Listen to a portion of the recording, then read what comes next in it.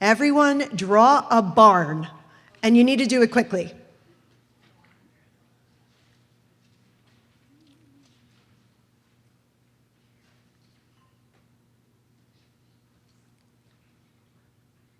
Okay, show it to the people around the table. Share your barn. All right. Does anybody's barn look identical? No. All right. So, all right, nobody has an identical barn. That is called neurodiversity. Wow. Okay, now I'm going to be your manager, and I'm going to tell you what to do effectively. Are we ready? Okay. I am your manager. I am a very, very specific type of manager. I like things done my way. So I want your barn to be with a mountain, a roundy-hilled mountain. So please draw a roundy-hilled mountain. Okay? It's at 12 o'clock in the afternoon. How are you going to show that? 12 o'clock in the afternoon. It's a sunny day. Our barn has 2 parallel walls and a triangle on the top. So, like this, and then a triangle. All right, so a square with a triangle on top. It has 1 large door. And in the triangle, it has 1 small window. Now share with your colleagues at the table and try to see if you're a little bit closer, and if it's not closer, where is it different? And try to find a way to make them the same. Right.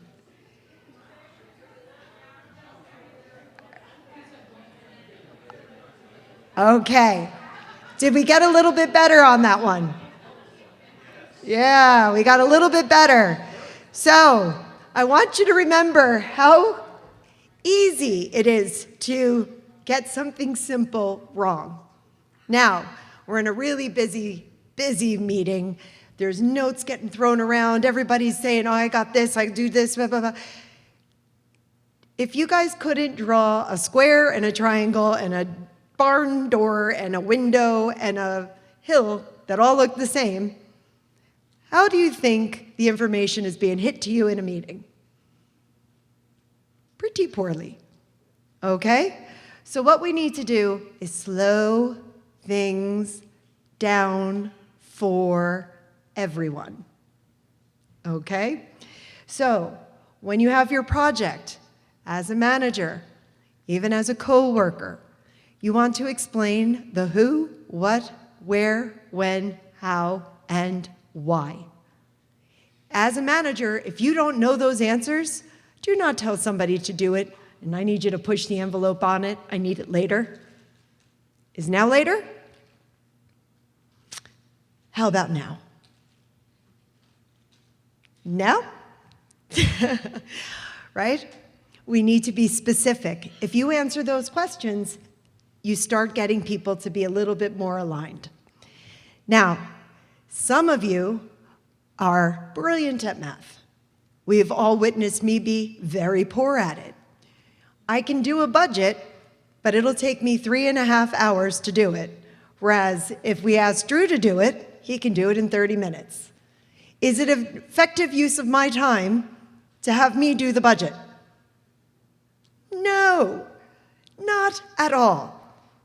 Now, the person who has to do the budget, if that's their idea of a good time, and they know they're going to come in and do the thing that they love to do you think they're going to enjoy coming to work? Yes. And we heard an excellent statistic from Jose that each 1% in a company the size of SAP, an increase in employee engagement makes $44 million. Who, what, where, when, how? Can everybody say they're going to do that?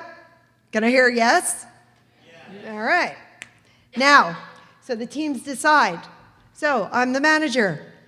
My manager is making me do this. If I don't understand from my manager what's expected, I ask them who, what, where, when, how, so that the information actually goes down. Now, the teams, everybody knows what they're good at.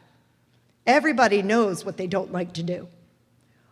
When a manager has a project, if you ask the people what steps are required, who wants to do what will happen? People will do the stuff that they're really good at. And managers will realize the holes in their team.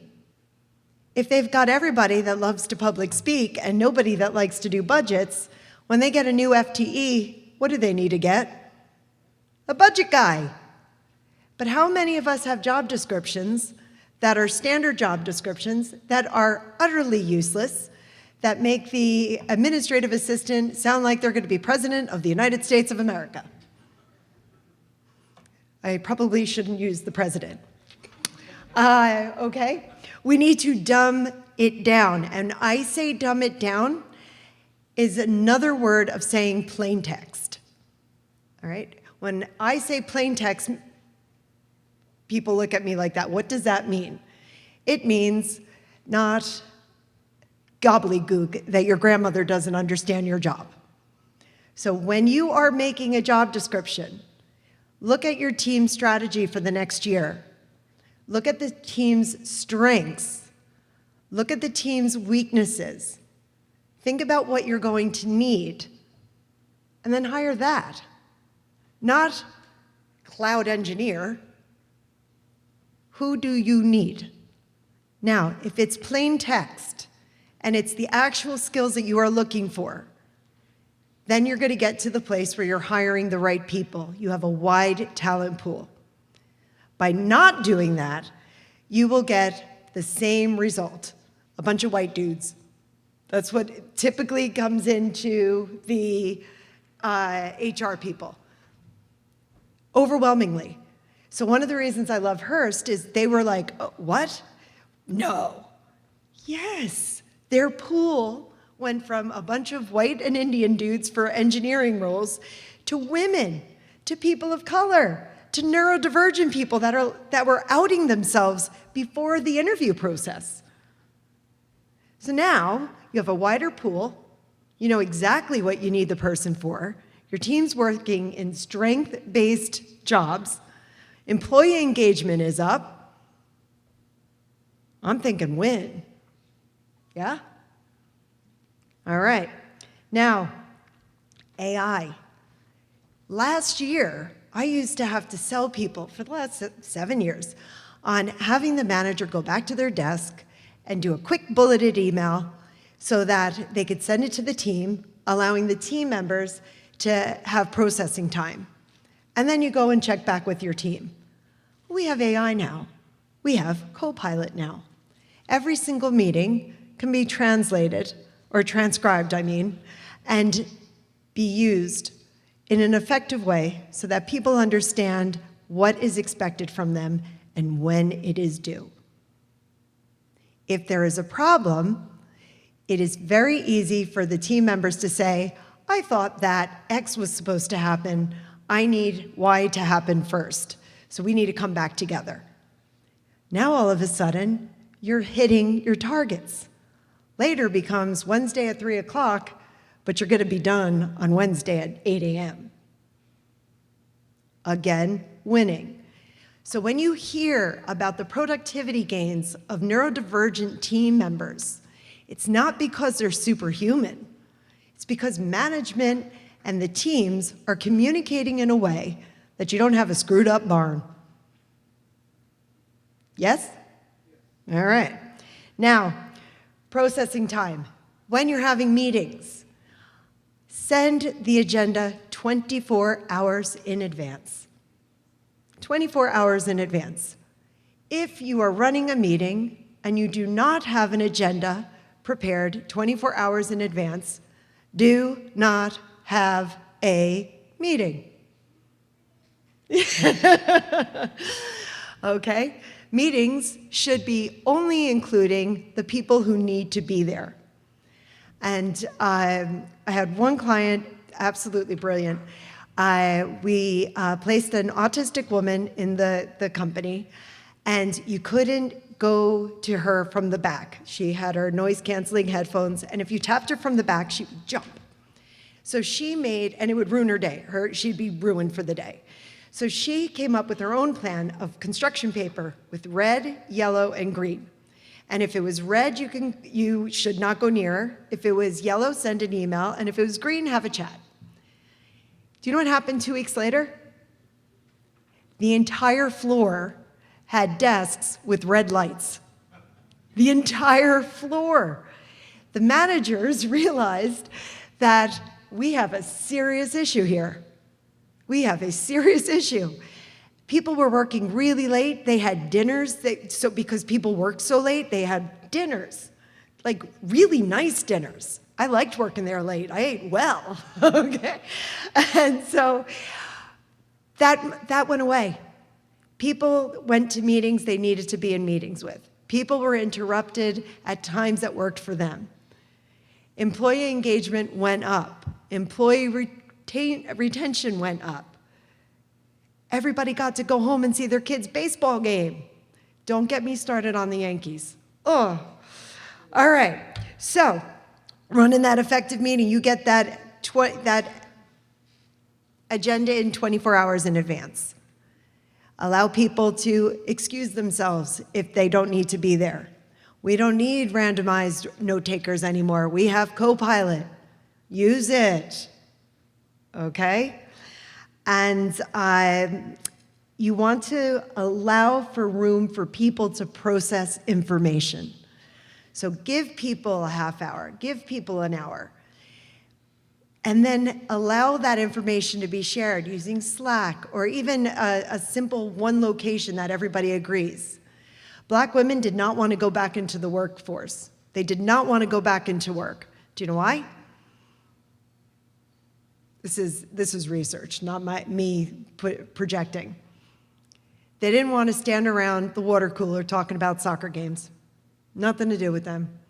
And so when they weren't at the water cooler, and your introverts, and your neurodivergents, and your veterans, and your people from low-income area who had nobody to navigate their way through the corporate world, they're not invited to the water cooler either. So who gets the information? The cool kids. Who loses? The company.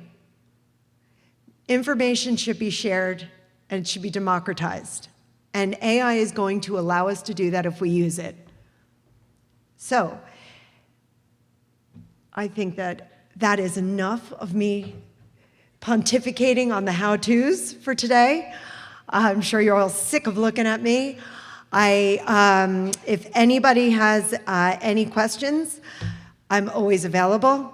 But I want to end with a line from the manager of the floor that had all the red lights. I love hiring neurodivergents. I know exactly what I get. When I hire neurotypicals, they're there for 6 months, and then it's too late.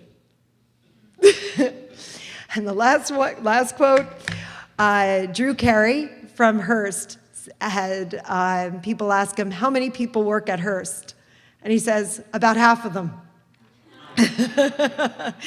And he's not wrong, because Gallup has their employee index. And Gallup has shown that 54% of employees have no idea what's expected from them at work. No idea. The majority of employees are walking around with those really bad barns. Who, what, where, when, how. Share the information, democratize it. Now, I'd love to introduce Brian Coletto, who is going to come up and introduce the next section. Thank you.